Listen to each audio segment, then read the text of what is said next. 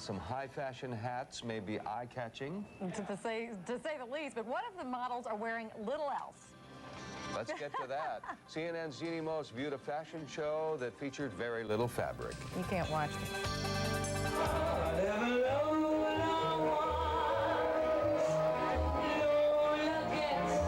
In this case, what Lola gets is to be in a nude hat show. And we're not talking the kind of hats the Queen Mother wears. We're talking feathers and body paint. This was the recent Groovy Gals hat show held in a tent alongside the Hudson River. It was the brainchild of a hat designer who calls herself Ivy Supersonic. I need a stylist that has a clue. Does anybody have a clue? Because this is like somebody without a clue. Okay. What's the point of having a hat show with few or no clothes? Just really wild and free. Though the hats sure aren't free. Oh, that's beautiful.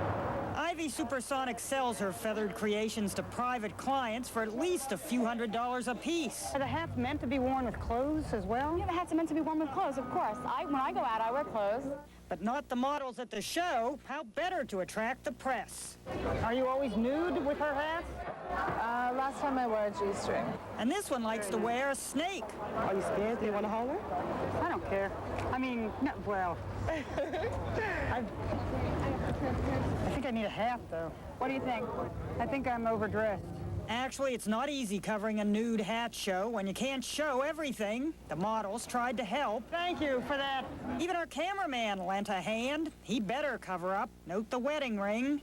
Hats off to the artists who hand-painted the models from head to toe, back to front. This isn't the hat. No, that's not a hat. All right. That's just a gas mask. We're just decorating him really toxic to prepare for the hat. Do you have a good hat face, do you think? Yeah, beautiful hat face. Yeah. Because I'm so tall, I can carry a really big hat. She didn't just carry it, she carried on, all 6'4" of her. I always get what I aim for. This one aimed to start modeling before they were done painting her. The male models tended to wear more clothing.